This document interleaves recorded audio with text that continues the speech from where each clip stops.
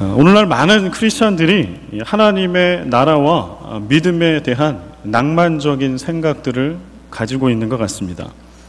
여기서 낭만적인 생각이라고 하는 것은 제대로 보지 못한 오해를 좀 가지고 있다라고 하는 것이죠. 마치 사랑을 글로만 배울 때 우리가 겪게 되는 오해와 비슷합니다. 사랑을 글로만 배우면 어떠한 오해가 생기는가요? 사랑은 그저 달콤한 것이고, 사랑은 그저 좋은 것이고, 앞으로 장밋빛 미래가 펼쳐질 것이고, 사랑을 글로 배우면 이렇게 됩니다. 그러나 우리의 삶 속에서 사랑을 배우면 어떤 것을 깨닫게 될까요? 사랑하게 되면 누군가는 희생해야 되고, 인내해야 되고, 아파야 하고, 참아야 하고, 이런 것들을 삶 속에서 배우게 됩니다. 그래서 이제는 사랑을 허투루 하지 않게 되죠. 누군가를 사랑할 때 진실된 사랑을 하기 위해 노력합니다. 립 서비스가 아닌 삶으로, 행함으로, 헌신함으로 하는 사랑을 하려고 그런 삶을 살 겁니다. 마찬가지입니다. 지금 팔복 세 번째 주간인데요. 7월 마지막 주까지 하면 이제 7월이 5주가 있더라고요. 그래서 7주 동안 이제 팔복의 말씀을 전하게 될 테니까 거의 이제 한 주만 복 2개를 이제 말씀드릴 거고, 한 주에 복 하나씩 이렇게 말씀을 전하게 될 텐데 7월 말까지 여러분들 이 말씀에 귀를 좀 기울이시기 바랍니다. 하나님의 나라, 믿음을 글로만 배우게 되면, 그래서 낭만적인 생각만 가지게 되면 우리 가운데 엄청난 오해가 발생하게 됩니다. 이를테면 하나님의 나라, 그 다음에 예수님 잘 믿게 되면, 하나님의 나라를 살게 되면 실패라는 것은 있을 수 없다. 상처와 결핍, 이별, 이러한 것들은 믿는 자들의 인생의 앞길에는 절대 있을 수 없다라는 이런 믿음을 갖게 되죠. 그러나 정작 우리가 삶 속에서 믿음의 삶을 살 때 정작 그렇게 되나요? 오히려 우리의 믿음이 깊어질수록, 주님을 더 깊이 알아가면 알아갈수록 때때로 우리를 엄습하는 고난과 고통과 아픔과 결핍과 이별을 우리는 경험하게 되죠. 그리고선 이제 그때 혼란에 빠지게 됩니다. 내가 뭘 잘못했지? 내 믿음에 뭐가 문제가 있지? 그래서 하나님으로부터 멀어지는 때가 참 많이 있습니다. 팔복의 말씀은 마치 예수님께서 이렇게 말씀하시는 것 같아요. 하나님의 나라는 너희들이 상상하고 있는 낭만적인 생각을 가지고 있는 그 하나님의 나라와 많이 다르다. 내 나라는 너희의 상상과 많이 다르다라고 말씀하시는 것 같습니다. 심령이 가난한 사람들, 절대 가난에 놓여 있고 벼랑 끝에 몰려 있는 그런 사람들, 애통하는 사람들, 가슴과 영혼이 찢기는 아픔을 가지고 그렇게 인내하며 살아가는 사람들, 또 오늘 전할 온유한 사람들, 그 내용을 면면히 이렇게 보게 되면 결코 세상에 주목하지 않는 사람들입니다. 믿는 이들조차도 설교 말씀을 듣고서라도 심령이 가난한 자의 자리, 애통하는 사람의 그 자리에 주님 제가 가겠습니다. 저에게 그 복을 주십시오. 다른 어떤 것은 없어도 내가 그 복은 받겠습니다 라고 선뜻 고백하기가 참 어려운, 이것이 팔복이죠. 그렇게 살아내는 나라, 하나님의 나라죠. 그게 믿음이죠. 오늘 팔복 세 번째, 온유한 자가 복이 있다라고 하는 이 말씀을 통해서 다시 한번 그리스도인들이 어떤 믿음과 어떤 가치관을 가지고 하나님의 나라의 주역으로 일상을 우리가 살아내야 할지, 그리고 예수님이 말씀해 주신 그 팔복을 어떻게 우리의 삶 속에 누리며 살아가야 할지 여러분의 가슴과 영혼에 새기는 그런 복된 시간이 되시기를 소원합니다. 이제 본론으로 들어갑니다. 어떤 사람이 온유한 사람일까요? 온유에 대한 정의를 좀 내릴 필요가 있습니다. 일반적으로 온유라고 하는 의미는 성경 말씀 안에 일반적인 온유에 대한 의미는요, 친절, 부드러움, 너그러움입니다. 너그러움, 관용이죠. 관용. 일반적인 온유의 의미가 뭐라고요? 친절함, 부드러움, 너그러움. 그래서 우리가 이렇게 일상에서 온유한 사람을 만나면 이런 느낌을 갖게 돼요. 친절하고 부드럽고 너그럽고 관용적이고 다 받아주고, 이런 사람을 만나면 참 온유하다, 저분 참 온유하네, 닮고 싶다, 이런 생각과 이야기를 하게 됩니다. 이게 이제 온유에 대한 오해를 우리가 갖게 되는 시발점이에요. 우리에게 온유는 상당히 진짜 낭만적이에요.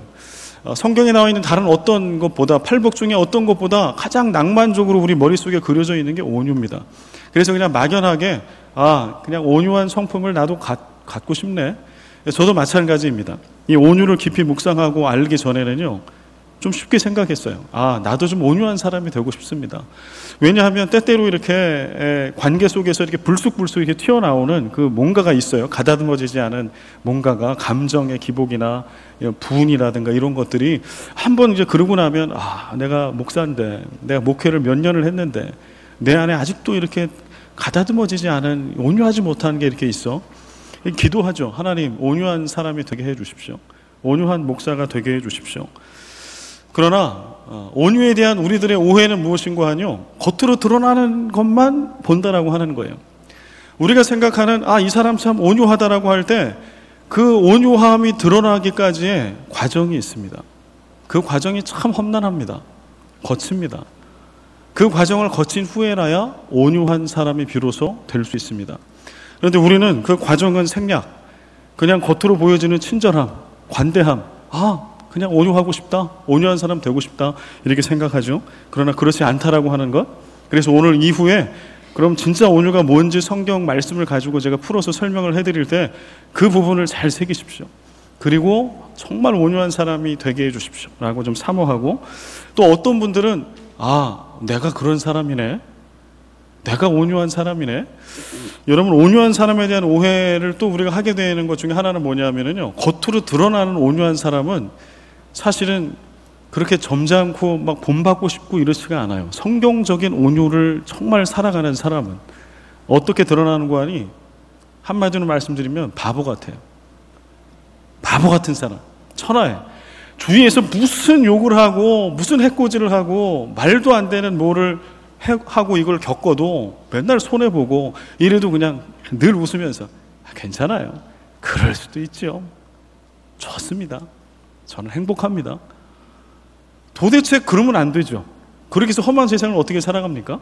실제로 온유한 삶을 삶 속에 살아가는 사람은 그렇게 보여진다라는 거예요. 정말 초라하고 저 사람 닮기 싫어. 그렇기 때문에 우리는 온유에 대한 이제 상상과 환상을 좀 깰 필요가 있습니다. 또 넘어갑니다. 온유라고 하는 게요, 우리는 그냥 온유한 사람 되고 싶다, 온유 좋은 성품이지, 이 정도 생각합니다.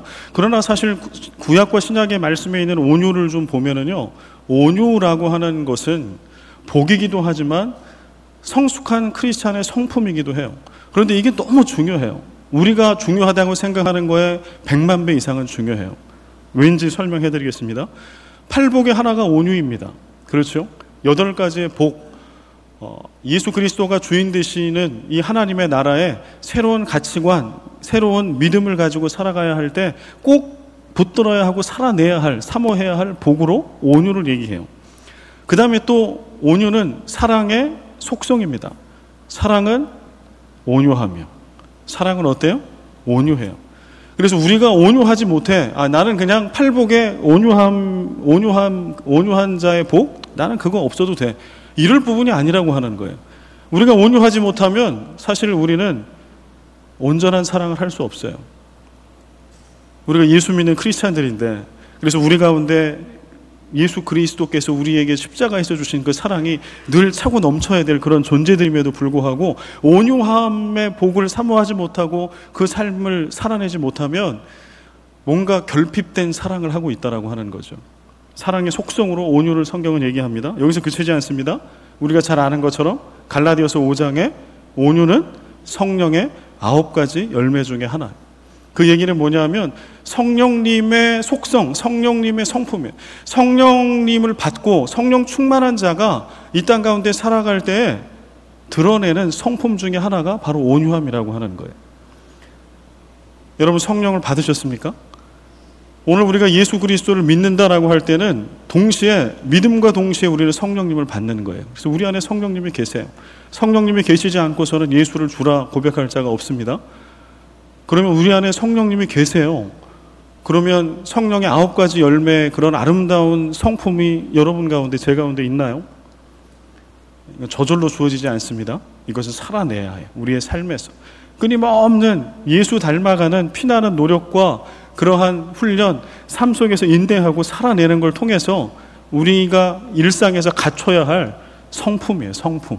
이것은 훈련을 통해서, 반복되는 훈련을 통해서만 가능합니다. 온유가 바로 그 중에 하나. 성령에 사로잡힌 사람이 마땅히 가져야 할 성품, 온유. 그 다음에 마지막은요, 예수님의 성품을 복음서에서 얘기할 때 온유를 얘기합니다. 예수님이 스스로 말씀하세요. 나는 온유하며 겸손하니. 예수님은 온유하다라고 말씀해요. 그리스도인은 예수 그리스도의 소유, 예수 그리스도의 것. 그래서 갈라디아서 2장 20절의 말씀처럼 나는 죽고 이제 예수로 사는 사람, 예수 그리스도의 성품을 닮아가는 사람, 이게 예수 그리스도를 믿는 그리스도인. 그렇다라고 하면 우리는 예수님의 성품, 온유한 성품을 우리의 삶 속에 닮아가야 하고 살아내야 해요. 이러니 온유가 다른 어떠한 팔복의 어떠한 복보다요, 사실은 성경에서 신구약에 온유처럼 이렇게 중요하다라고 하는 것을 곳곳에 얘기하고 있는 복은 사실 없어요. 그러나 우리는 온유를 그렇게까지 중요하게 생각하지 않는 것이죠. 이제 아까 온유의 일반적인 의미 설명해 드렸죠. 이제는 이제 본격적으로 들어갑니다. 온유라고 하는 것은요, 하나님을 향해서 주인에게 길들여진 야성, 이것을 온유라고 해요. 그러니까 야생 동물이 있어요. 그런데 그 야생 동물이 주인에 의해서 길들여지는 거예요. 그래서 헬라 철학자는, 그 시대 헬라 철학자들은 온유라고 하는 것을 어떻게 표현하는가 하니 절제되어진 힘, 이것을 온유라고 씁니다. 우리는 온유한 사람을 생각할 때 겉으로 우리가 경험하는 온유한 사람은 한없이 약해 보여요. 유약해 보여요. 아까 말씀드린 것처럼 더 나가면 바보 같아요. 바보스러워요. 어떻게 그렇게 물러 터져가지고 이게 좋은지 나쁜지 의사표현도 잘 하지 못하고 그냥 남들이 하는 거 다 받고 수용하고 그렇게 험한 세상 어떻게 살 건가라고 생각해요. 그러나 사실은 온유한 사람은 그 안에 힘이 있어요. 힘이. 그런데 그 힘이 길들여져 있는 힘인 거예요. 아무 때나 발휘가 안 돼. 주인에게만, 자신을 길들여준 주인에게만 그 힘이 발휘돼요. 주님의 뜻을, 주인의 뜻을 이루는 데만 그 야생의 힘이 폭발적으로 발휘가 됩니다. 이것이 바로 하나님을 향한 온유입니다. 다시 얘기하면 하나님에 의해 길들여지고 훈련되어진 사람, 바로 이 사람이 온유한 사람. 오늘 지금 이제 설교 말씀을 드리면 여러분 마음에 좀 걸림이 있을 거예요. 왜냐하면 저도 처음에 이제 요 온유의 정의를 딱 알고 나서 좀 걸림이 되더라고요. 왜냐하면 내가 개도 아니고 무슨 애완동물도 아닌데 무슨 길들여지나, 하나님이 나를 막 조련하시나? 우리가 똥개 훈련시킨다고 그러잖아요. 막 똥개 훈련시켜가지고 배변 잘 보게 하고 주인 말 잘 듣고 막 이렇게 하고, 우리가 그런 존재입니까? 우리는 하나님의 형상 닮은 존귀한 자인데요. 그래서 이게 길들여진다라고 하는 게 하나님에 의해서 길들여지지만 조금 네거티브해. 꼭 이렇게 표현을 해야 되나? 진짜 이게 온유인가? 그런데 이 길들여지는 것에 대해서 그 전 세계의 모든 이들에게 애독이 되고 있는 이 책에 어떤 작가가 아주 기가 막히게 써놨어요. 아마도 그는 온유의 성경적인 뜻을 너무 잘 아는 사람인 것 같아요. 어린 왕자. 여러분 어린 왕자 읽어보셨죠? 아직 못 읽어보셨다. 이분은 지구를 떠나야 돼. 외계에서 오신 분이에요. 다른, 제가 이제 설교할 때 여러 책들을 인용하는데 어린 왕자는 꼭 좀 읽어보십시오. 이게 어린 시절에 이게 참 꿈과 환상을 우리에게 주지 않습니까? 어린 왕자, 생텍쥐페리의 이 어린 왕자의 책에 보면은요, 거기에 어린 왕자, 그 어린 소년과 여우가 만나는 장면이 있어요. 그때 어린 왕자가 그 여우에게 이런 질문을 합니다. 야, 길들인다라고 하는 게 무슨 뜻이야? 길들인다라고 하는 것을 물어봐요. 그러니까 여우가 이렇게 얘기합니다. 길들인다라고 하는 뜻은 말이지 관계를 맺는다라고 하는 뜻이야. 관계를 맺는다. 그리고 길들여지게 되면 서로가 서로에게 세상에서는 단 하나뿐인 소중한 존재가 된단다. 네가 만약에 나를 길들인다라고 하면 너에게 나는 세상에 하나뿐인 소중한 여우가 되는 거야.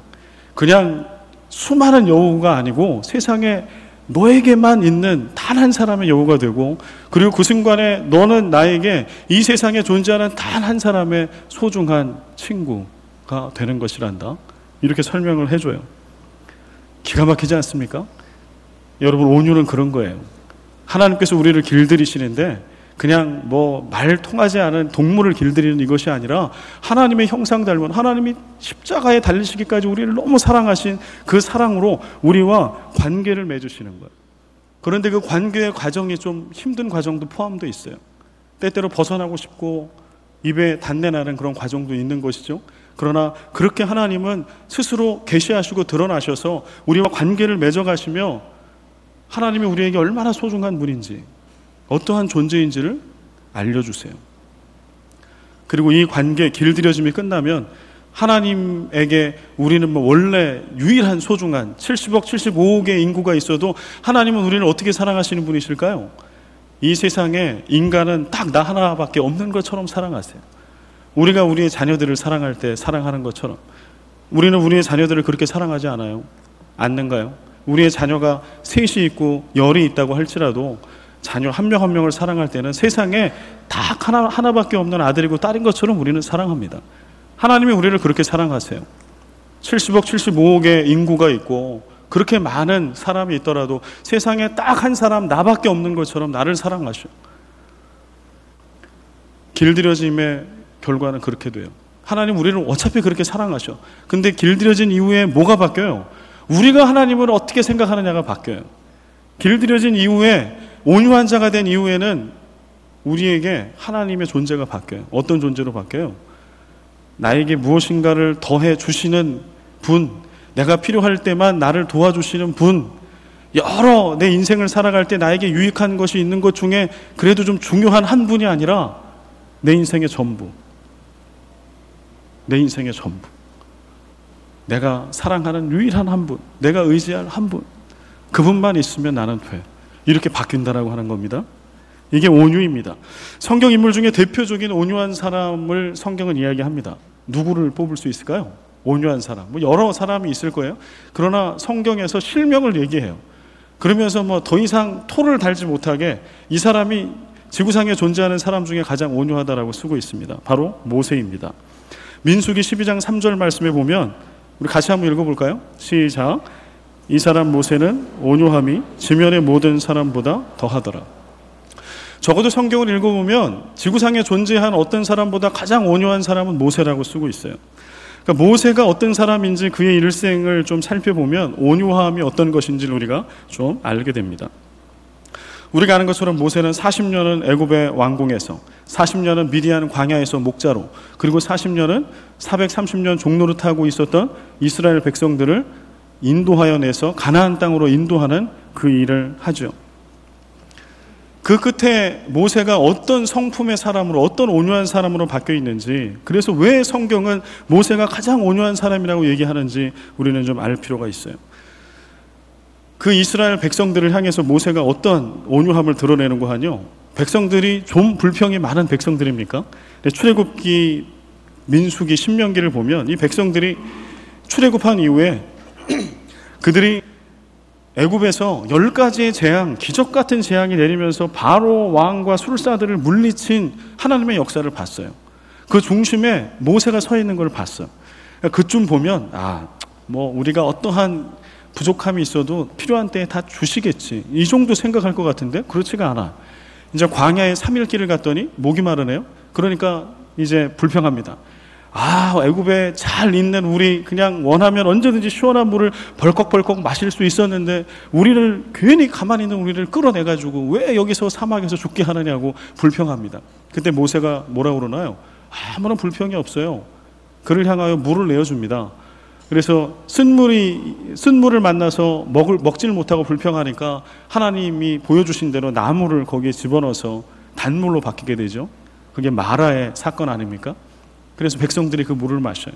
반석을 쳐서 물을 내서 물을 마시게 해줘요. 그리고 지났더니 이제 배고파. 그러니까 뭐 하나 이렇게 해줬더니 막 계속 이제 요구 조건이 늘어나요. 광야에서 배고프대. 뭐 자기만 배고프나요? 다 배고프지. 배고픕니다. 먹을 걸 주십시오.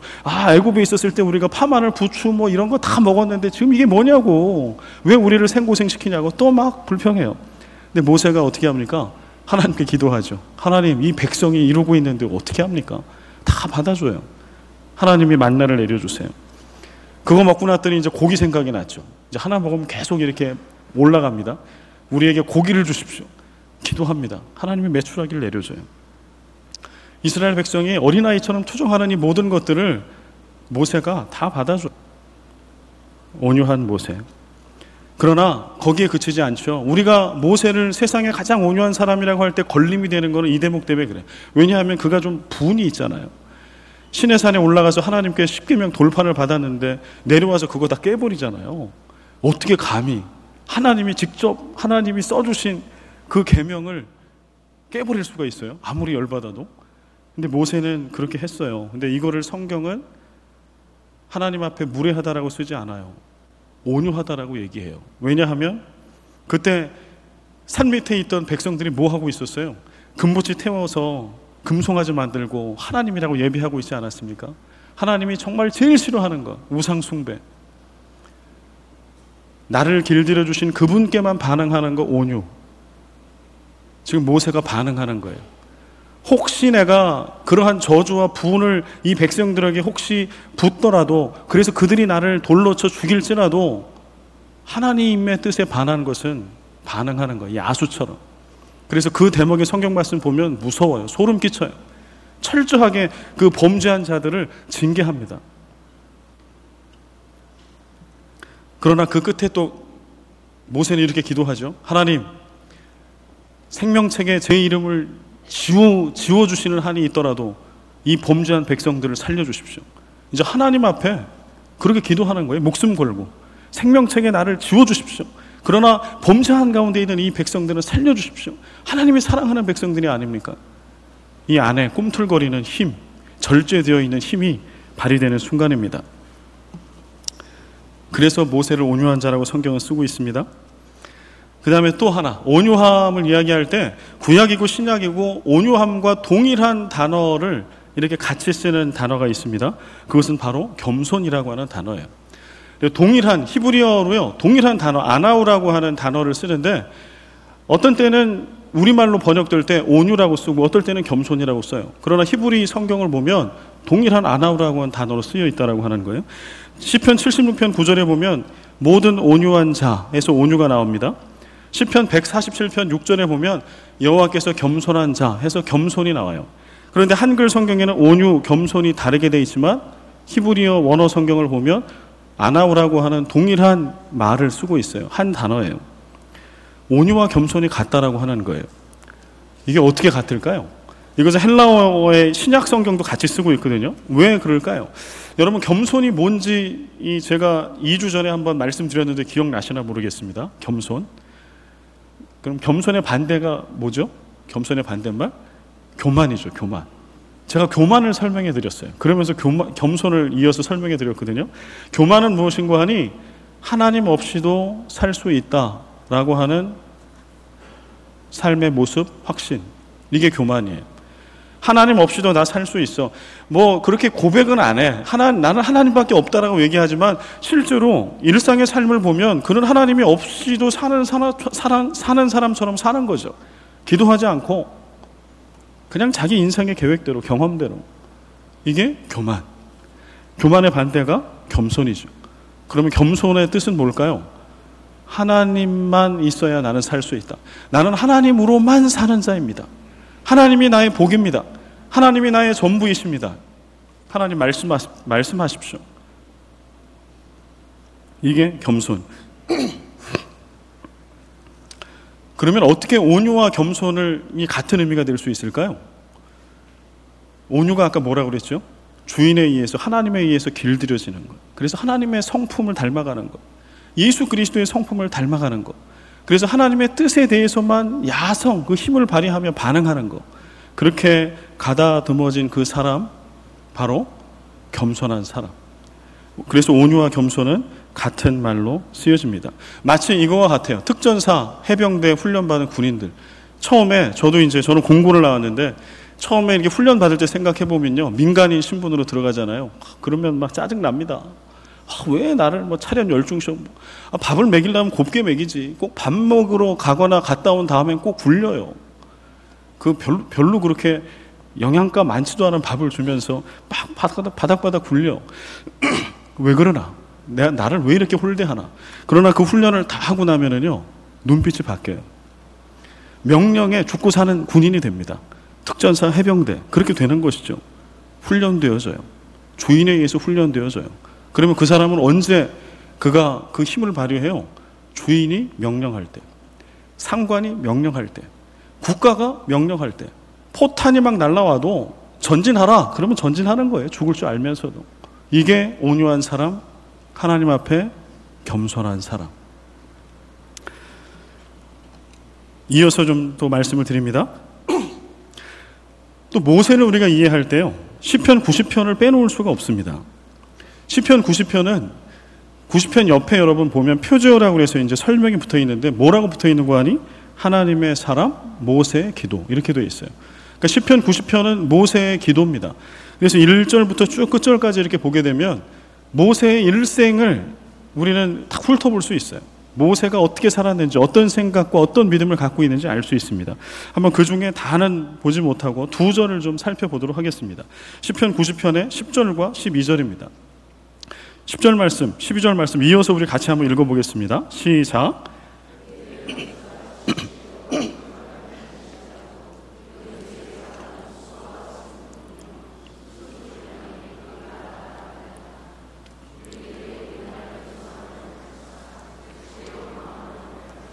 네, 아멘. 우리가 아는 것처럼 120년의 그런 인생을 살았던 모세. 그러나 그는 결코 가나안 땅에 못 들어가죠. 그 인생의 마지막에는 그토록 40년 동안 꿈꿔왔던 그 하나님이 약속하신 땅에 본인은 정작 못 들어가요. 그러한 인생, 어떻게 보면 허무한 인생을 마쳤죠. 그런 하여튼 120년의 인생, 주옥 같은 그런 인생을 다 산 후에 그가 고백하는 거예요. 내 인생에 자랑할 게 내가 딱 있는데 그 자랑은 무엇인가 하니 수고와 슬픔뿐이다. 이 얘기는 뭐냐면 내 인생에 자랑할 것은 제 인생은 고단한 인생이었습니다. 제 인생은 슬픔으로 점철된 인생이었습니다. 그러나 모세의 인생이 정말 그랬을까요? 모세는 산전수전 공중전 모든 걸 다 겪었던 사람이에요. 애굽의 왕궁에서도 살아봤고요. 그 나일강에 떠내려오면서 죽을 수밖에 없는 인생이 기가 막히게 바로의 딸 공주의 손에 건짐을 받아서 살아났던 사람, 끈질긴 생명력의 사람. 40년을 미디안 광야에 그렇게 이방 땅에 목자로 아무런 희망 없이 살아가는 그때, 그런 때도 겪었던 사람. 그리고 40년을 죽음의 땅, 열사의 사막, 그 광야에서 수백만 명의 이스라엘 백성들을 성공적으로 가나안 땅까지 인도했던 사람. 숱한 기사와 이적을 경험했던 사람. 우리는 아마 모세가 경험했던 것 중에 단 하나라도 우리 인생에 직접 경험해 볼 수 있었다라고 하면 우리는 정말 잘 믿을 거예요. 우리는 하나님을 정말 잘 믿을 거예요. 그런데 그런 것들이 그의 인생에 아주 엄청난 일들이 있었다라고 하는 거죠. 그런데 그 인생 끝에 모세가 고백하는 것, 하나님께 길들여진 그 이후에 모세가 고백하는 것은 하나님 앞에 내가 자랑할 것은 내 인생은 고단한 것이고 내 인생은 슬픔뿐입니다 라고 고백합니다. 그리고 12절에 우리에게 우리날 계수함을 가르치사. 이 얘기는 뭔가 하뇨? 여러분 언제 이 땅에 태어나실지 알고 태어나신 분 계세요? 이건 좀 어렵죠. 태어나기 전에 어떻게 알아? 그럼 여러분의 자녀가 첫째가 언제 태어날지 알고 결혼할 때나 계획하신 분, 나는 우리 첫째는 몇 년 몇 월 며칠에 태어날 것이다. 혹시 계세요? 마지막 질문. 여러분 혹시 언제 하나님 품에 가실지 아시는 분 계세요? 그 계획. 나는 인생이 이렇게 짧고 굵게 살았으니까 나는 한 70세 정도 되는 8월 며칠에 가겠다. 이런 분 계세요? 없어요. 모세가 그거 얘기하는 겁니다. 내가 인생의 숱한 기적도 경험했지만 1분 후에, 1초 후에, 하루 후에 내 인생에 어떤 일이 벌어질지 내가 계획할 수가 없다라고 하는 거예요. 이게 나다. 이게 내 인생입니다. 하나님, 나에게 지혜로운 마음을 주십시오. 120년의 참으로 험악한 인생을 살아가며 모세가 하나님의 손에 길들여졌어요. 하나님과 관계를 맺게 됐어요. 하나님을 알아가게 됐어요. 그리고 그가 고백하고 하는 것은 뭐냐 하면 나는 아무것도 할 수 없는 존재입니다 라는 고백이에요. 하나님이 지혜를 주지 않으면 나는 어떠한 존재도 아닙니다. 우리는 하나님의 길들임을 통해서 순종을 배우게 됩니다. 그 길들임을 통해 우리는 하나님께서 기뻐하시는 사람으로 지어져 갑니다. 여러분 좀 인생을 이 시간에 좀 돌아봤으면 좋겠습니다. 이제 좀 온유한 사람을 좀 정리를 좀 한번 해볼게요. 이제 온유가 좀 잡히시나요, 손에? 우리는 온유한 사람 하면 그냥 친절하고 부드럽고 너그러운 사람을 생각해요. 그러나 오늘 그가 나에게 보여주는 친절함과 부드러움과 너그러움까지 오기까지 그런 어떠한 삶을 살아간 거예요? 하나님께 길들여지는 그러한 삶을 살아간 거예요. 여전히 모나고 폭발하고 부족한 그 모든 성품이 하나님께 깎여서 이제는 하나님밖에 없다고, 주님 말씀하시면 제가 따르겠다라고, 지금 모세처럼. 혹시 여러분의 인생 가운데 그렇게 하나님께 길들여진 그런 순간들이 있지는 않으셨습니까? 혹시 요즘 여러분이 그러고 계시지 않으세요? 여러분이 하시는 비즈니스가 생각처럼 잘 안 된다거나, 여러분의 가족과의 관계라거나, 신앙 안에서 신앙생활이 마음대로 되지 않고, 내지는 여러 면에 있어서, 아니면 원치 않게 몸에 아픔이 있다거나, 뭐 모든 것들이 다 될 수 있어요. 그래서 하나님이 떠나신 거라고, 나는 잘 믿고 있는데 왜 이 모양이냐라고, 혹시 이런 분들 계십니까? 제가 온유를 설교하기 위해서 묵상하고 준비하면서 인생에 그런 순간이 있다면 그 순간이 하나님이 우리를 길들이시는 순간이 아닌가, 이런 생각과 고백을 하게 됐어요. 제가 이 설교를 준비하면서 인터넷에 이제 자료를 찾기 위해서 온유한 자 이렇게 쳐봤어요. 다음에 가서, 여러분도 한번 쳐보십시오. 다음에 가서 온유한 자 이렇게 딱 쳐봤습니다.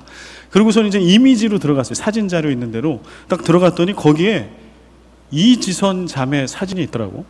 그리고 거기에 어느 교회에서 간증을 한 그 유튜브 영상이 연결돼 있어요. 제가 고민이 생겼어요. 왜 이지선 자매, 여러분 이지선 자매 들어보셨죠? 제가 와서도 몇 번 말씀드렸고, 정확히 16년 전 2000년에 그 음주운전하는 사람의 차 사고가 나서 온몸에 3도 화상을 입고 지금 40차례 이상의 수술을 받고, 얼굴은 뭐 완전히 인간의 형체라고 하기 어려울 정도로 다 이렇게 녹아져 있는, 근데 그 자매가 며칠 전에 시카고인가요? 그 대학에서 사회복지학 박사를 받았더라고. 제 페이스북 친구인데, 여튼 그의 인생을 보면 정말 아리따웠던 23살의 대학생 자매가 하루아침에, 그것도 본인이 실수한 것도 아니고 음주 운전하고 있던 사람에게 가해를 당해서 16년 이상을 말할 수 없는 고통 가운데 살아온 사람. 근데 그를 온유한 자라고 하는데 그 사진이 딱 있더라고요. 제가 고민이 생겼어요. 제 머릿속에 있는 온유한 자는 이런 사람이 아닌데, 여러분 그 자매를 닮고 싶어요? 근데 뭐 제 아내하고 이제 이 설교에 대한 얘기를 하면서 그런 얘기를 하더라고. 너무 과학적인 하나님 아니냐? 이지선 자매가 온유한 자라고 하면 우리 모두 다 그런 상황을 겪어야 온유한 사람이 될 수 있는 거냐고. 하나님은 그렇게 못된 하나님이냐고 저에게 항변하더라고. 그러나 제가 말씀드릴 수 있는 거는요, 그 자매가 지금까지 간증하고 있는 거는 그 사고를 통해 오늘 하나님을 사랑하게 됐다는 거예요. 진짜 하나님의 사랑이 무엇인지를 그 가슴 깊이 그가 깨닫게 됐다는 거예요.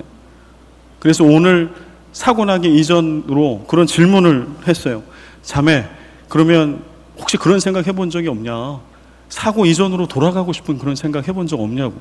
그러니까 하는 얘기가, 과거에는 있었으나 지금은 아닙니다. 저는 지금 너무 행복합니다. 온유한 자는 이런 사람이 아닐까요? 그래서 오늘 우리가 이 세상에 진짜 온유한 사람을 바라보면 그를 닮고 싶지 않은 거예요. 온유한 사람은 정말 바보 같은 사람이거든요. 온유한 사람은 정말 불행하게 보이는 사람일 수도 있거든요. 그런데 그는 그렇게 길들여진 인생 속에서 우리가 만나지 못한 온유함을, 그 복을 누리지 못한 사람은 결코 맛볼 수 없는 그 하나님을 맛보아 알고 있는 거죠. 그래서 바꾸지 않겠다라고 얘기하는 것이죠.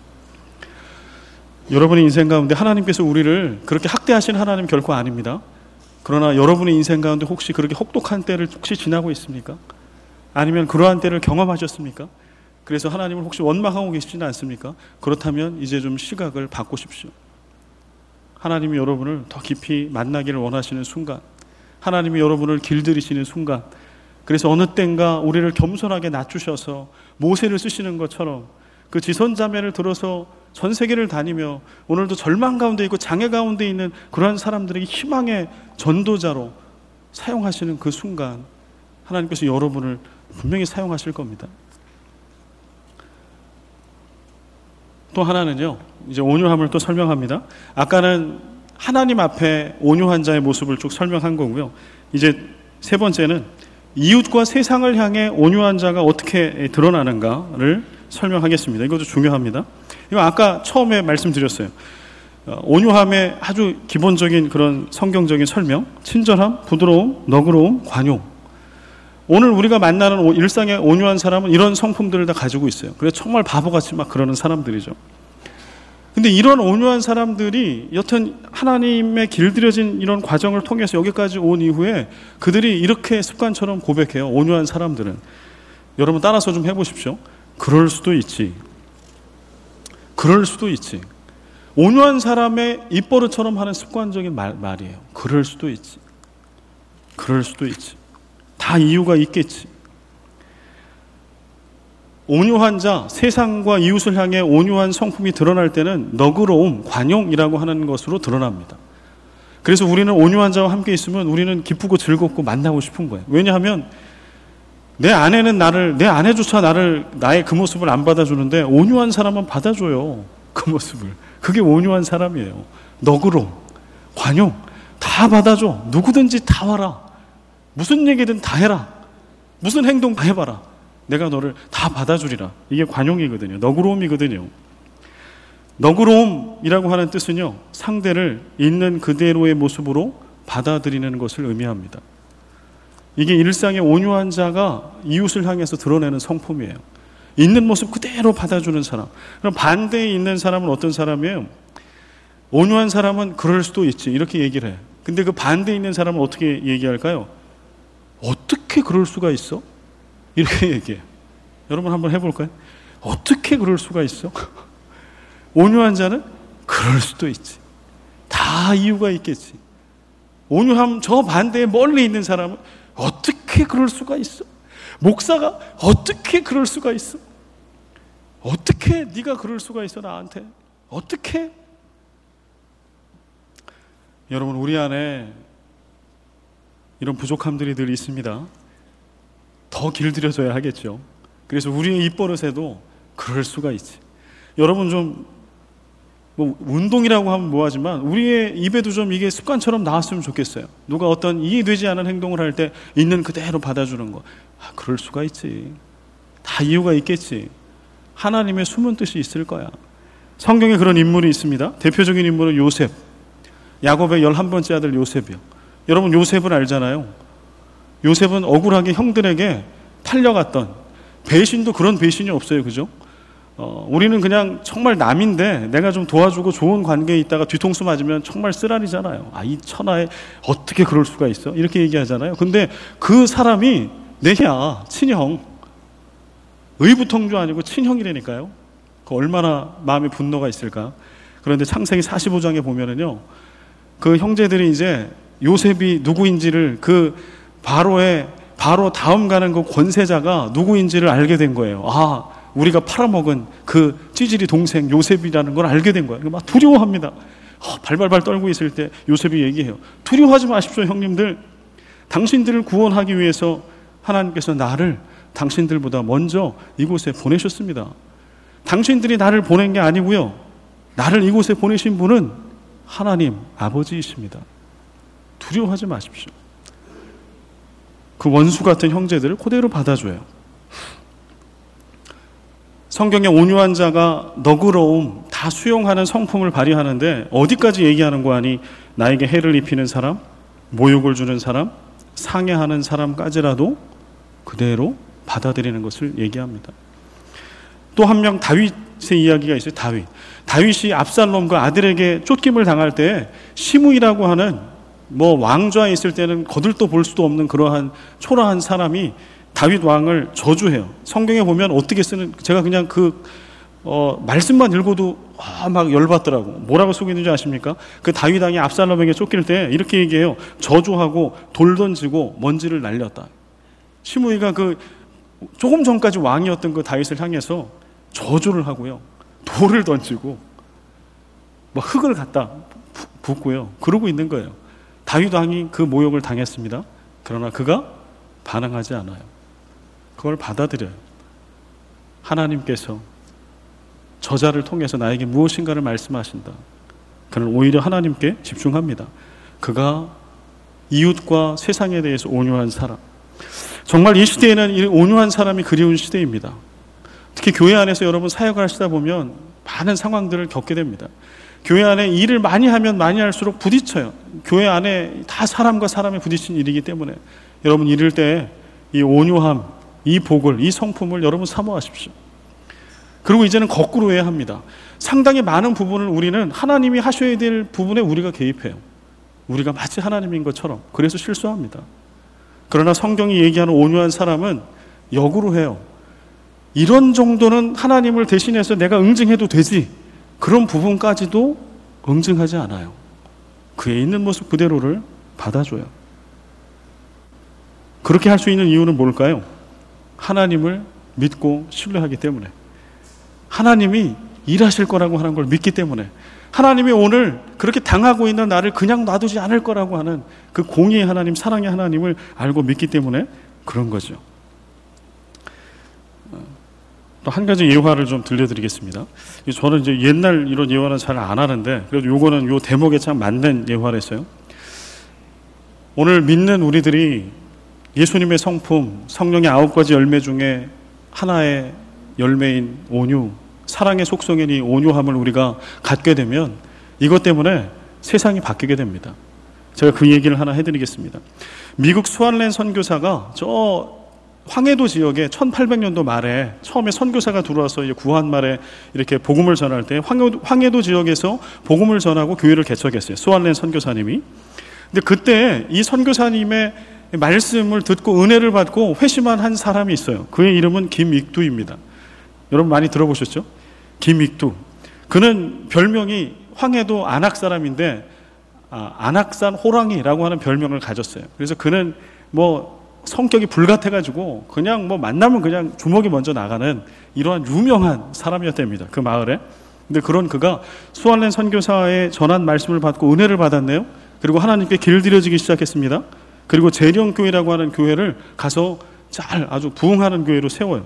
그리고 인정을 받아서 신천이라고 하는 지역에 교회를 좀 개척하십시오 라고 수완렌 선교사가 그를 신천에 보내요. 그러니까 거기서 이제 교회를 개척하는 거예요.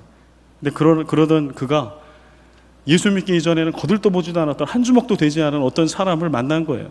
저작거리에서 술이 이만큼 취해가지고 그에게 복음을 전하려고 하는데, 술 취한 사람이 그런 얘기 하잖아요. 술 취하면 뭐가 돼요? 예, 뭐가 돼요. 뭐가 된단 말이에요. 이게 멀쩡하면 김익두한테 대들 수가 없어. 근데 술이 취하니까 그가 김익두인지 뭔지 뭐 안악산 호랑인지 알 수 없으니까 그의 멱살을 잡고 흔들기 시작하고 그를 때린 거예요.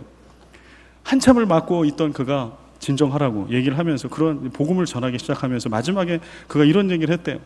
예수는 내가 믿고 수지는 네가 맞았다 오늘. 그러면서 그에게 복음을 전했답니다. 그래서 그도 이제 예수 믿는 사람이 됐다라고 하는 예화가 있는데요. 오늘 우리가 온유한 사람이 되는 것, 이것을 사모해야 될 이유는 우리가 온유한 사람이 되고 그 복을 누리면 우리도 수지 맞지만 누가 수지 맞아요? 우리를 만나는 모든 이웃들이, 세상이 수지 맞습니다. 그들에게 살만한 세상이 돼요. 세상에 수많은 교회들이 있습니다. 수많은 그리스도인들이 있어요. 마닐라에만 하더라도 수십 개의 교회가 있습니다. 그렇게 많은 교회가 있고 많은 그리스도인이 있다면 그 교회, 그 그리스도인 주변에 있는 사람이 좀 살만해져야 되지 않겠습니까? 길들여졌어. 하나님께 길들여졌어. 온유함의 성품을 가지고 살아가고 그 복을 누리며 살아가는 우리들 때문에 나는 때때로 하나님께 길들여지기 위해서 힘든 과정을 겪었을지라도 그것 때문에 오늘 얘가 수지 맞고, 나 때문에 남편이 수지 맞고, 아내가 수지 맞고, 자녀들이 수지 맞고, 이웃들이 수지 맞는, 여러분 그 삶을 사모하시기를 부탁을 드립니다. 이제 말씀을 맺으려고 합니다. 우리가 온유를 얘기할 때 이 한 분 절대 빼놓을 수 없어요. 온유의 본이 되신 한 분, 누구일까요? 예수 그리스도. 성경은 예수님을 온유의 가장 좋은 본이라고 얘기합니다. 마태복음 11장 29절에 이렇게 예수님이 직접 말씀하세요. 나는 마음이 온유하고 겸손하니. 온유는 예수님의 성품, 겸손도 예수님의 성품. 마태복음 21장 5절에 그는 겸손하여 나귀 곧 멍에 매는 짐승의 새끼를 탔도다 라고 예언서의 말씀을 인용해요. 근데 그는 메시아 되신 예수 그리스도, 그는 겸손하다. 마태복음 11절에 온유와 마태복음 21장에 겸손은 같은 단어를 써요. 프라우스라고 하는 헬라어 같은 단어를 써요. 그러니까 같은 단어인데 한글로는 지금 온유, 겸손으로 나와 있습니다. 예수님의 성품. 예수님은 온유하신 분, 겸손하신 분. 이게 예수님의 일상이 어떻게 드러났을까요? 예수님은요, 하나님 아버지의 뜻을 이루는 것 이외에는 세상에 어떠한 억울함에도 반응하지 않으셨어요. 수제자 중에 제자인 베드로가 그를 배신했을 때도 책망하지 않았어요. 오히려 디베레 호숫가에 부활하신 예수님 나타나셔서 그 제자, 그 스승을 버리고 예수님을 버린 그 트라우마를 가지고 살아갈 그 베드로를 사랑하셔서 그를 다시 만나주세요. 그리고 네가 나를 사랑하느냐? 3번 배신한 것처럼 3번 물어봐요. 그리고 그에게 이제는 네가 나를 위해서, 이제는 네 뜻이 아니라 내 뜻에 따라 그렇게 복음을 위해서, 나를 위해서 순교할 수 있겠냐? 그런 삶을 살 수 있겠냐? 그를 파송하세요. 굴욕과 저주와 매맞음과 이 모든 것들을 예수님은 다 수용하십니다. 그리고 하나님의 뜻을 이루는 것에는 맹수와 같이 반응하셨어요. 성전 청결의 사건, 종교 지도자들을 향해서 어느 누구도 그런 말을 하지 못할 때에 이 독사의 자식들아 회개하라고 외쳤던 분은 예수님. 인간으로서 감당할 수 없는 십자가를 묵묵히 끝까지 다 감당하시며 십자가에 죽으셨던 예수님. 우리는 예수님의 온유와 겸손 때문에 오늘 이 자리에 존재하는 사람들입니다. 예수님의 온유하심이 나와 여러분을 살리셨다는 이야기예요. 온유는 그래서 중요합니다. 그래서 성경은 온유에 대해서 계속 얘기하는 거예요. 온유가 사람을 살려요. 개차반도 되지 않은 사람을 그리스도의 형상 닮아 오늘 이 땅에 하나님의 나라를 세워가는 하나님 나라의 주인으로 그를 바꿔요. 절망 가운데 있는 자에게 소망을 줘요. 마태복음 5장 5절에 온유한 자가 받는 복을 성경은 이렇게 씁니다. 그들이 땅을 기업으로 받을 것이며. 땅을 기업으로 받는 복을 온유한 자가 누리는데요. 이거 무슨 말일까요? 땅을 기업으로 받다. 성경에 보면 땅은 하나님이 주인이시라고 되어 있어요. 땅을 기업으로 유업으로 받아. 그러면 무슨 얘기예요? 이 사람은 어떤 사람이에요? 하나님의 상속자예요. 하나님의 소유된 땅을 유산으로 받는 사람, 이 사람 하나님의 아들 아닙니까? 하나님의 딸이죠. 그 얘기하고 있는 겁니다. 나는 내 나라를 온유한 자들에게 맡기겠다라고 하는 말씀이에요.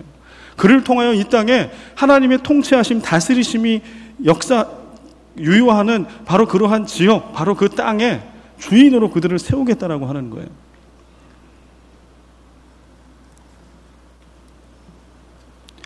여러분 집에 그 필리핀 도우미들이 계실 겁니다. 아떼라고 하는 도우미들이 있을 거예요.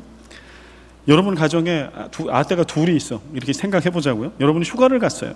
그리고 이제 그 아떼들에게 여러분이 평소에 이제 가르치는 것들이 있잖아요. 청소는 이렇게 해라, 이건 이렇게 해라, 저건 저렇게 해라 얘기를 다 했습니다. 그리고 딱 돌아왔네요. 그랬더니 일본 아떼님은 내가 없는 사이에 내 침대에서 내 옷을 입고 마음껏 즐겨. 심지어는 친구들을 집에 초대해가지고 잔치도 벌였다는 그런 정확한 근거가 확실한 소문을 듣게 됐어요. 내가 있을 때는 그가 그렇게 안 했거든. 일본이 이번보다 훨씬 더 잘했어요. 내 뜻대로. 그러나 내가 휴가 간 그 사이에 그는 생전 듣도 보도 못한 행동으로 주인 노릇을 하고 있었습니다. 그리고 내가 휴가 갔다 왔는데 2번. 평상시엔 1번보다 덜 충성스럽게 보였는데 그는 나와 있을 때 똑같이 내가 한 대로 규칙적으로 청소하고 정리하고 내가 있는 것처럼 그렇게 하고 있는 거예요. 여러분 누구에게 여러분의 재산권 내지는 이 집을 지키는 걸 맡긴다라고 하면 누구에게 맡기시겠습니까? 마찬가지. 오늘 하나님도 그래서 온유한 자를 찾으십니다. 저는 바라건대 오늘 예배 가운데 있는 여러분과 제가 그 온유한 자의 그 복을 사모하는 자가 되기를 간절히 소원합니다. 여러분 가운데 이미 그런 온유한 자의 복을 누리고 있는 분이 있을 거예요. 그런 분은 아마 여러분 인생을 많이 혐오하고 저주한 사람이었을 수 있어요. 하나님 나를 왜 납니까? 그 지선자매처럼 여러분의 시각을 바꾸십시오. 하나님이 여러분을 길들이셨던 순간 사랑하셔서 이제 쓰실 겁니다. 그리고 아직 그러한 삶이 아니었던 분들이라면 사모하십시오. 하나님, 온유한 자의 그 복을, 그 성품을 제가 살아내게 해주십시오. 그래서 나 때문에 내 주위에 있는 모든 사람들이 살아나는, 모든 사람들이 행복해지는 그런 그리스도인의 온유한 자의 삶을 살게 해주십시오. 여러분, 이렇게 그 복을 사모하며 하나님의 나라의 주인공으로 살아내시는 여러분 모두가 되시기를 주님의 이름으로 축원을 드립니다.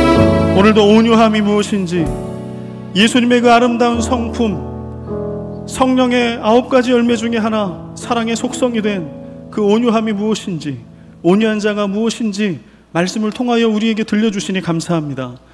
예수님의 온유함으로 우리가 살았습니다. 모세의 온유함으로 이스라엘 백성들이 구원을 얻었습니다. 주님, 오늘 온유함의 그 복을 우리 모두 사모합니다. 하나님께 길들여지는 고통의 순간, 인내의 순간이 있을지라도 겸손하게 주님의 뜻을 구하는 그 자리까지 주님 우리를 길들여 주옵소서. 우리를 만나 주시옵소서. 우리를 고쳐 주시옵소서.